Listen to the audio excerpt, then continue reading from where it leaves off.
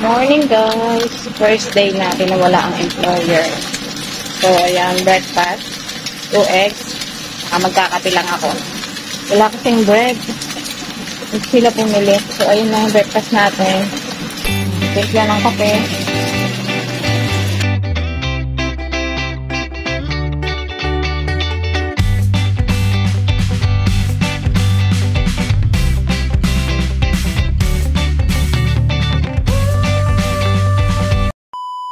Bakit ang lungkot ng beshi mo? Wala kang kasama? Sabi kasi nila, employer ko, kausapin ko daw yung mga pusa. So, ayan. Lungkot-lungkot nila o nag-aantay dito sa pintuan, sa hagdan. Hello? Nawa ka naman. Mag-isa lang kayo. Tatlo yan sila. Nilinisin ko lang dito sa bahay nila. Ang daming buhok. Tsaka alisin ko yung mga pupo. Tapos magbabacuum tayo. Excuse me. Good morning. Nakapag-breakfast na tayo. Egg lang. Dapat mabawasan ang timbang ko ngayong isang buong linggo ng mga 3 kilo. Kasi 50, na ako guys 58 ako nung nakaraan. Naging 56 na. Kahapon kaya ako nagtimbang. Mamaya magitimbang ulit ako. Adik yan. Maya nagtitimbang araw-araw. Pero effective ba? Ewan ko ba? Tingnan nyo. Wala pa isang linggo yun nabawasan akong 2 kilo. So, 58, diba? Naging 56. Tapos, titimbang ulit tayo bukas. So, ngayon, ang breakfast natin, itlog. Tapos, mamaya, hindi tayo magsasaing buong week. 5 days. Hindi ako kakain ng rice. So, puro lang tayo gulay at karne. Meron naman silang binili na guys. Hindi na ako mamamalengke. Sila na bumili. So, meron na tayong gulay. Alam niyo kung anong gulay to? 3 klase. Tapos, ang dami-dami. So, gusto siguro nilang, ibig sabihin siguro nila guys, is, yun ang kakainin ko for the whole 5 days. Alam niyo kung ano? Yung Baguio beans sa atin, 3 tali nun guys. Sobrang dami. Tapos, yung patola, 2 haba. Tapos, choy sa amin, parang pechay sa atin. Yun ang binili nila for me. Sana naman ako na lang bumili ng gulay. Wala man lang kalabasa, wala man lang broccoli o kaya cauliflower. Ang dami-daming gulay doon, patatas. Tayo makakapag-adobo nito guys. May mga karne pa naman. Wala akong panlahok doon sa adobo. So, wala na mag-adobo Kasi wala palang toyo dito. Hindi nila ako palalabasin for 5 days. Kaya pinamili na nila ako ng makakain. Alam niyo yun? So, maulan today. Kaya dito ako sa kwarto kong nagsampay ng mga damit. Ang dami pa naman ito. And, hindi ako makapag-vacuum guys. Nalinis ko na sa taas. Nakita niyo yung mga pusa. Napakain na. Mataalis ko na yung mga dumi nila. Hindi lang ako makapag-vacuum dahil nalobot na ang battery. Hindi nila chinarge kahapon. Ginamit siguro nila. Ay, naku po. So, hindi naman nila ako ginising na nung umalis sila kanina. Good. They are very good. Wala lang. Umalis lang sila basta. Wala man lang paalam or what. Pero mas okay na rin yung baka maiyak ako Baka maiyak ako. Tsaka yung bata. Hindi naman. Ako lang. Kasi kasama niya naman yung magulang niya. Oo, syempre nakakalungkot, diba? Mag-isa pa. Pero okay lang. Kahapon nga naiiyak-iyak ako.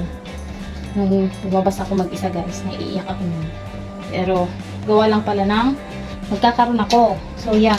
Today, I have a regla. Ganun pala talaga.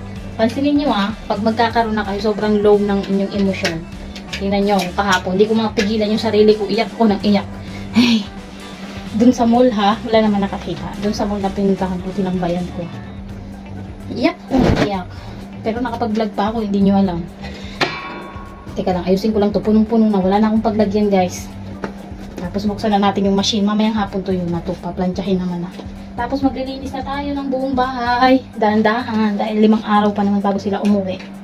Alam mo, walang inutos yung akong babae. Yun lang, yung pusa. Tsaka yung sasakyan. Wala siyang ibang inutos na ito, linisin mo ito, ganyan. Ganitong araw, ganito, ganyan. Wala. Bahala ako kung anong lilinisin ko. Pero nasa isip ko naman kung ano yung mga dapat linisin. Kaso nga lang, mas okay sana yung may schedule para alam mo yung bawat araw mo kung alin. Kasi pag wala, ikaw mag-iisip. Kung alin ang unahin mo. Katulad ngayon, nalilito ako. Alin kaya uunahin ko? Ganito, ganyan, ganito. Ay, naku, paikot-ikot na ako hanggang sa wala pa akong nagagawa. Wala pa akong nalilinis. Magtatanghali na naman. Naglaba pa lang ako, tsaka yung taas pa lang yung naaasikaso ko, yung pusa. Tsaka yung bahay sa taas. Ay, kakalito pala, no? Mamaya nga ililista ko kung ano yung mga lilinisin. Para alam ko yung sunod na gagawin. Kasi pag wala pa lang lista, ganun. Nakakalito hanggang sa wala kang magawa. Nagmu-music ako dito pala. Diyan sa labas, sinarado ko lang yung pinto at maririnig baka makapiright tayo ni YouTube. Ang lakas ng pa-sounds ko dito guys, para hindi tayo ma-lonely. So ayun lang muna. Ngayon ulit mag-update sa inyo ha. Tapusin ko lang to, dami pang isasampay. 3 araw kasi hindi nakapaglaba. Bye-bye, maya ulit. Bye. Bale, ito nga, inuna ko na lang yung mga laruan ng mga bata. Nung bata, para kasi may pupuntang bata dito maglalaro din. So, kailangan malinis na yan bago pumunta yung bata na yun. So, dito muna ako nagsimula sa kanyang mga laruan bago yung mga cabinet mamaya pagkatapos. Mga laruan din ng laman, mga libro, kung ano-anong mga abubot. Nandun sa isang buong cabinet na napakalaki. Yun ang sunod nating lilinisin. Tapos na ako guys ng ating nililinis for today. Schedule mamaya ulit hapon. Ayun. For our lunch, ito, may bell pepper dyan. So, ginamit ko yung kalahati. Ilalagay ko sa patola, iwan ko kung bagay. Patola, tapos may kaunting karne, sibuyas bawang, ayan lang, walang kanin guys, yan lang yung pagkain natin. And nagmerienda ako kanina ng papaya. Ayan. So, tingnan natin kung effective ang ating diet. Sabay exercise mamaya after work.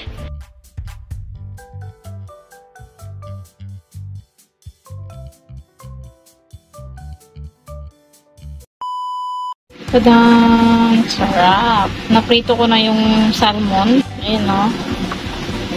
Kakaprito lang natin. Magigisa naman ako ngayon ng beans. Kaya, wala tayong kanin, na. Puro gulay lang. Isda, karne, ganyan. Ito lang kasi binili. Alam nyo, 3 tali, guys, nito. So, 3 araw akong magbe-beans. Tapos, patola ay 2 piraso. So, 5 araw silang mawawala. Siguro, ang ibig sabihin nila, 1 araw patola, tapos ito, tapos patola, tapos ito, tapos ito. Ganun lang, paikot-ikot na ganun. Ayan, tapos nilahukan ko na lang ulit ng ganito, na bell pepper, tapos bawang sibuyas at karne. Yun lang, tara kain muna. Oh, diba? Yummers! With salmon. Busog na ako niyan, walang rice, lagi may bell pepper. Bukas yung red naman, tsaka green yung next day. Kasi 3 colors yan, guys. So, iba-iba lang ang ilalagay natin na bell pepper. Busog na rin naman kahit papano. Tutulog na rin naman lang. Tsaka hindi naman masyadong, yung pagod. Kaya okay na yan. Katapos ko lang, guys, maligo. Hindi na ako masyado nagbo-blower. Mainit naman, mabilis lang itong matutuyo. Punas-punas lang. Nakita niyo yung pusa. Meron pa yun, yung isa, 3 yun mga yun. Kasi hindi ko na nabidyohan yung isa tumakbo. Nasa lamesa. Naku, grabe na ang alikabok doon. Lilinisin ko na lang mga minsan pag sinipag. Bago sila umuwi, lilinisin ko yung buong taas. Yung mga lamesa, mga patungan. Grabe ang buhok guys. As in, ang kapal. Ano yung mga pusa ba? Bilis kang tanggalan yung balahibo nila. So, ayun. Walang dumi. Ihi lang. So, ihi lang yung tinanggal ko. Isang ihi na lang eh. Kung ko ba bakit? May pagkain naman tsaka may tubig naman dun. Siguro na sila nalibago at wala yung kanilang mga bossing. So, yun, nakapagtapon na ako ng basura, nakakain na tayo, nakaligo na. Tawag na sa Pilipinas, and ayun na yung maghapon, ano pa yung bukas ang gagawin natin. Kasi ngayon, nilinis ko na yung buong cabinet, guys. So, wala na akong gagawin na cabinet. Tapos na ako. Yung pinakamalaking cabinet dito na lagayan ng kung ano-ano mga libro, mga kung ano-ano lahat. Malaking cabinet kasi siguro simula dito hanggang doon. Ganyan kalaki. Nilinis ko na yun. Yung mga baso, lagayan ng baso, lagayan ng plato, lagayan ng mga libro, lagayan ng kung ano-anong cabinet. Tapos yung baba, hindi ko pa nalinis. Bukas ko naman yung lilinisin. Yung mga lagayan ng mga mga luggage, ganyan. And may mga libro ulit yung kakalaroan ng mga bata, libro ng mga bata, kung ano-ano. Tapos, ano ko bang gagawin ko bukas? Kwarto nila. Sana nga, sa ano ko na lang yung nilinisin Webes. Kasi, bago sila umuwi ng Biyernes, lilinisin ko. Parang malinis na malinis. Pero, sabi ko, bukas na lang, buong kwarto nila. And then, susunod na araw, bahala na kung saan ulit.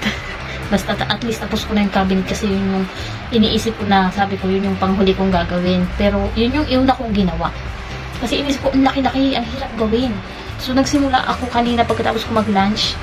Alas 2, alas 2, mga ganyan. Natapos ako guys, mag-aalas 5. Diretso luto na ako ng dinner natin. Habang nag-music ako guys, ang lakas ng music, kumaala kayo dyan.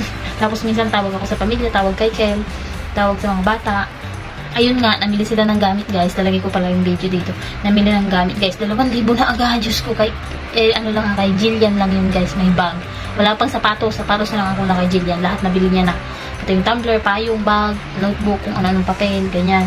Tapos si Kel, binigyan na rin naman ng tatay niya. So, hindi na ako mamumroblema. Buti na lang. Ang kulang na lang kay Kel ay sapatos tsaka uniform. Yun na lang. Tapos, ano pa nga ba? Yun lang siguro. So, ayun na yung vlog natin guys. Mag-edit lang ako and sleep na. And then, bukas ulit tayo kung anong ganap natin bukas. Hindi makapag-vlog sa kwarto nila. May mata. So, ayun na yung vlog. Thank you for watching. Don't forget to like, subscribe. Bye-bye. Salamat. God bless. Good night.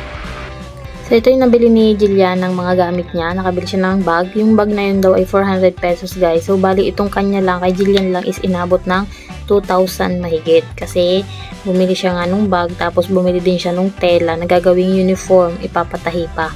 Bali, yung tela na nabili nila is 500, almost 500. Tapos, nagpatahi din sila. Ang bayad naman sa isang pares ay 250. So, bali 2 pares yung telang nabili nila. So, 500 pesos din guys. Ang laki diba ng gastos? Kaya, ayun lang yung nabili nila. Kompleto naman na daw yan, sabi ni Jillian. So, ayan, ready to school na sila. Sa August 29 ang pasukan ng mga bata. Ang mahal na ng mga gamit ngayon. Diyos ko po!